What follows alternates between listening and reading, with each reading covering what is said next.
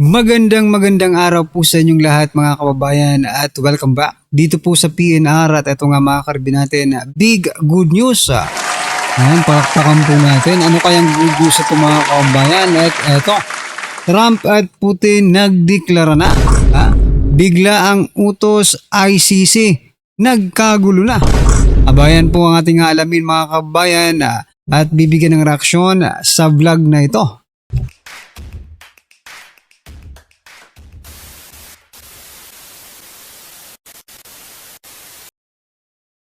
So yan mga kaubayan, marami nga pong nagtatanong, mangyayari din po ba sa Pilipinas ang nangyari po sa Venezuela na inaresto po ang kanilang presidente? Aba ito po mga kaubayan, si Atty. Harry Roque, sasagutin po at bibigyan po natin ng reaksyon sa vlog na ito ang kanyang pahayag mga kaubayan. At ito nga po, pakinggan po natin, Atty. Harry Roque, pasok. Presidente ng Venezuela na si Maduro. Now, unang-una po bakit ba tayo dapat mabahala dyan?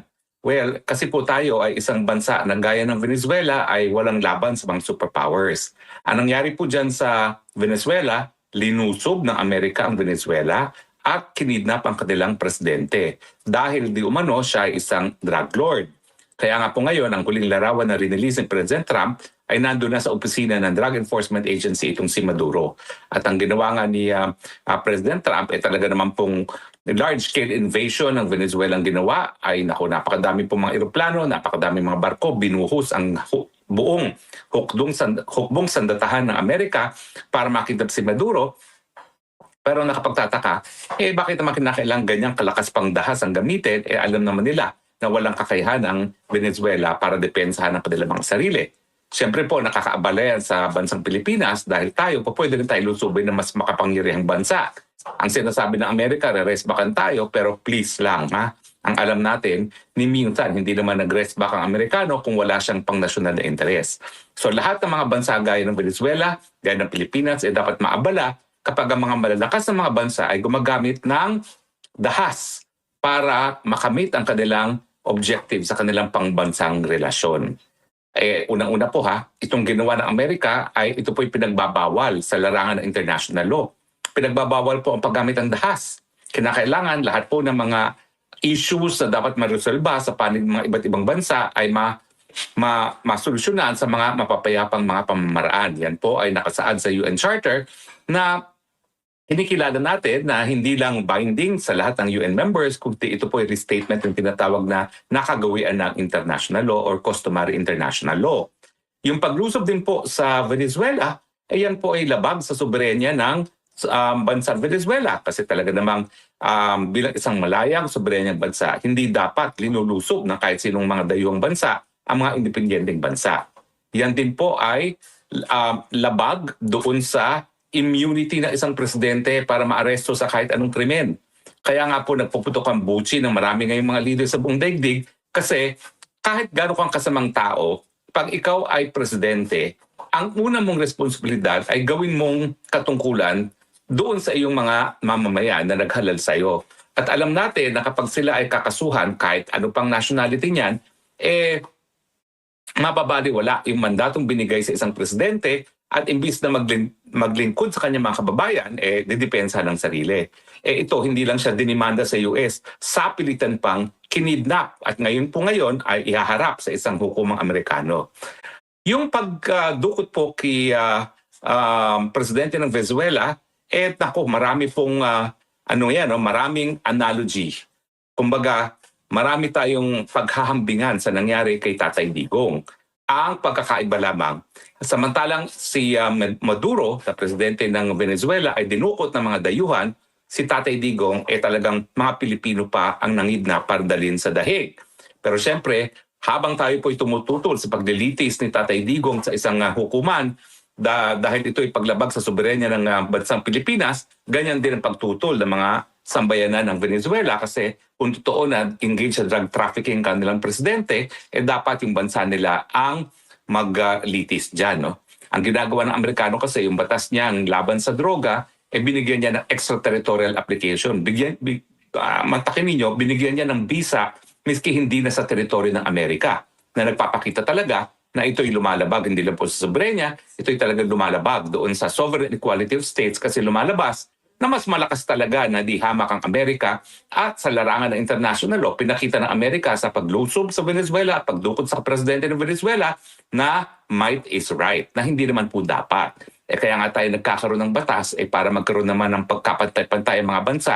Mahirap, mayaman, maliit, malaki. Sa mata ng batas, dapat tayo pantay-pantay. Pero yan po ay binasag ng Amerika ngayon at pinatunayan na kapag ikaw ay makapangyarihan, po pwede mong baliwalain ang mga batas. So ngayon, ang epekto niyan, huwag dapat magreklamo ngayon ng Amerika kapag ang Russia ay tuluyan ng lumusob hindi lamang sa Ukraine kundi sa iba't ibang parte pa ng Europa kasi ginawa rin naman yan ng Amerika. Ang China, kapag tayo linusob ng China dahil sa Taiwan, dahil tayo ay nagpagamit ng teritoryo natin sa mga Amerikano pag sila naggera para protektahan ng Taiwan, ayan. Di ba po, paano tayo magreklamo ngayon kung hindi tayo magsasalita na mali ang nangyari sa Venezuela? So mga kaubayan, ang lumalabas pala ngayon mga kaubayan, no? Parang ang Amerika po, no? Ay parang nagsisimula siya ng giyera mga kaubayan, no? Parang siya po ang nangunguna. Kasi sabi nga ni Atty. Harry Roque, pwedeng gayahin, no? Ng China ang Amerika, nalusubin na lang din tayo dito. 'Di ba? At angkinin ang Pilipinas. 'Di ba? Hindi nga ganoon yung kasi presidente yung kinuha doon. But the context, no, ng kanilang panghihimasok di umano, 'di ba? Pwede rin gawin ng ibang bansa. At hindi tayo pwede magreklamo. 'Di ba? So napipicture out niyo na mga kaubayan yung ginawa. Napakadelikado pala ng ginawa ng Amerika mga kaubayan. Samantalang yan din ang kinatatakot natin. Na isang mas malakas na bansa ay pwede tayong lusubin, no? At kunin ang ating teritoryo gaya ng ginawa ng Amerika. So ngayon, wala na pong pretension sa Amerika. Hindi po good guy ang Amerika. Balik tayo sa panahon ng colonialism. Balik tayo sa panahon na might is right. Kita nyo, ang kasaysayan naman ng mundo, yung mga mayayaman at malalakas na bansa, sinakop at sapilitan, kinuha ang tanging yaman ng mga bansang linusob nila. At yan naman po talaga ang motibo ng Amerika. Huwag po kayo magpalinlang. Sasabihin nila, ito'y kabahagi ng war on drugs ni President Trump. Pero ang katunayan po, ang Venezuela ang pinakamalaking oil reserves sa buong daigdig. Sa panahon na naghahanap ng alternatibo kung saan kukuha ng langis ang Amerika dahil nga po nakikipaglaban sila sa Russia, obvious na intensyon talaga ng Amerikano ay kunin yung langis ng Venezuela. Ngayong ang Russia ay sinasanction nila, no? Kasi alam naman natin na kapag nagkulang ang supply ng langis sa Amerika, talaga naman pong mapipilay ang ekonomiya. Ngayon, hawak na ng mga Amerikano ang pinakamalaking oil reserves sa buong daigdig. Mas marami pa sa oil reserves po ng Saudi Arabia. Yan po talaga ang totoong motibo.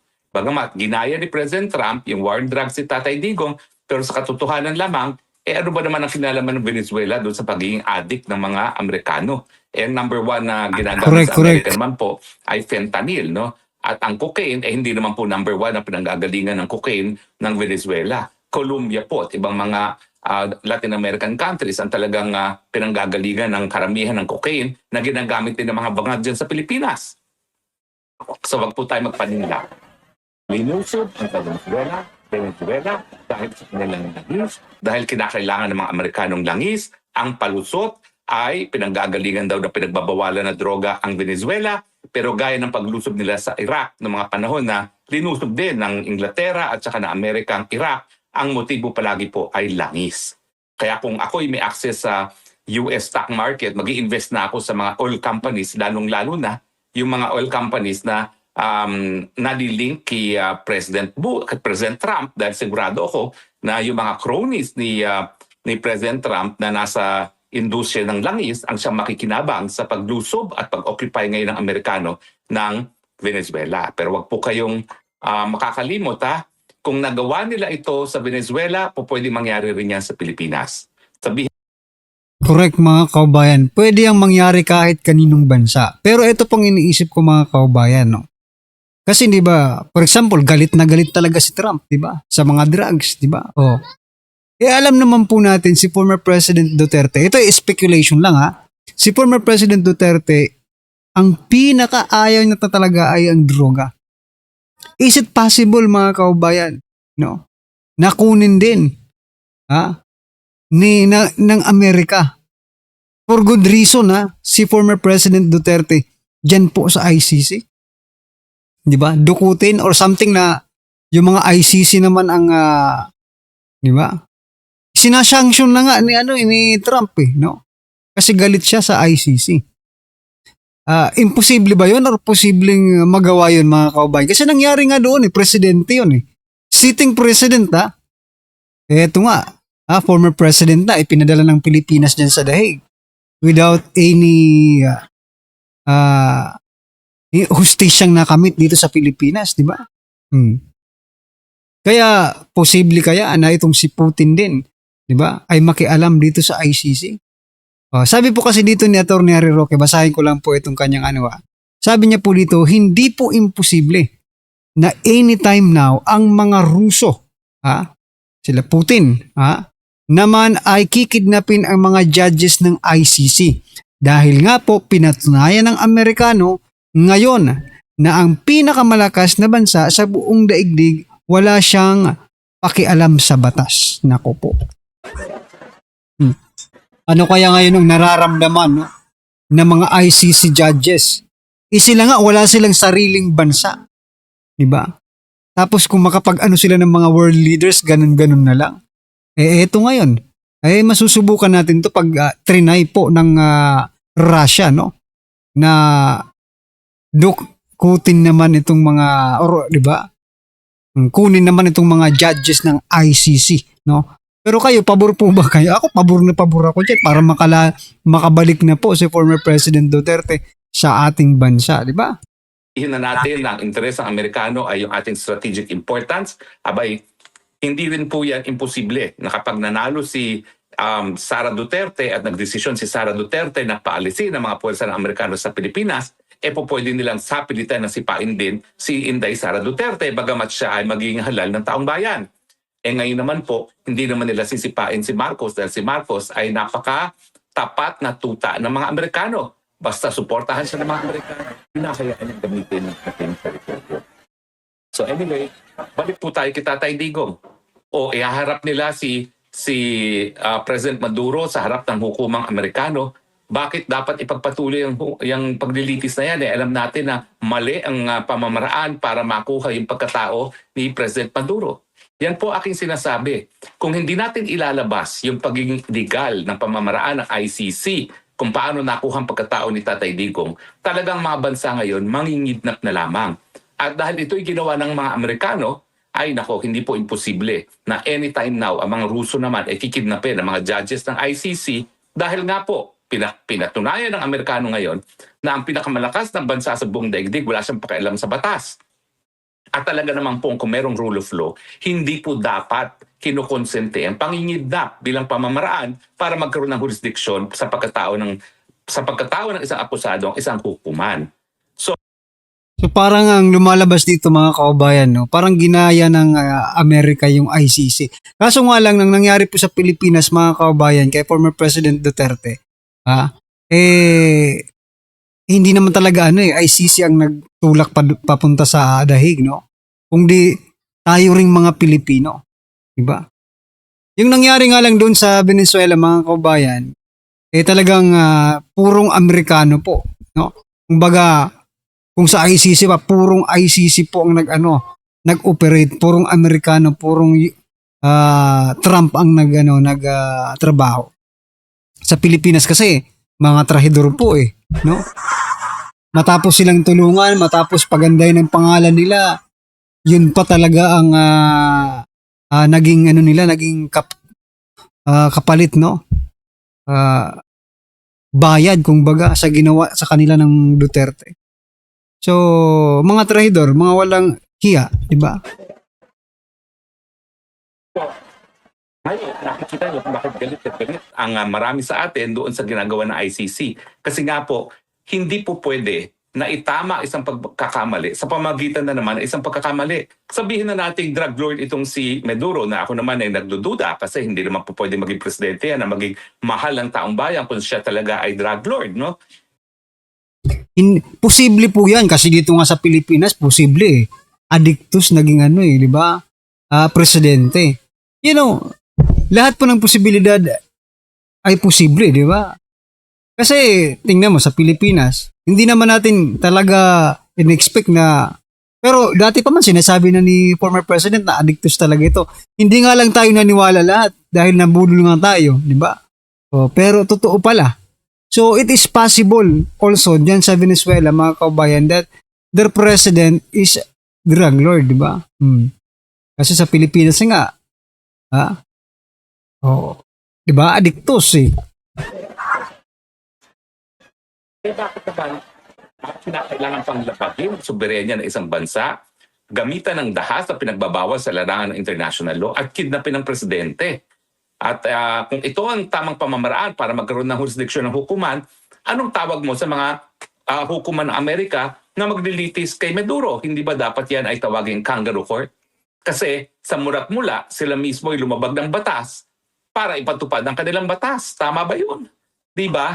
Kung ang nais natin ay mapatupad ang batas, dapat pati yung pamamaraan kung paano nakuha ang pagkatao ng akusado ay dapat sang-ayon din sa batas. So yan mga kababayan, ano po ang inyong reaksyon, opinion patungkol po dito sa video ito, i-comment nyo na lang po sa baba. Just comment down below kung ano po ang inyong opinion mga kababayan. Maraming salamat po. Please don't forget to like the video. Maraming salamat po.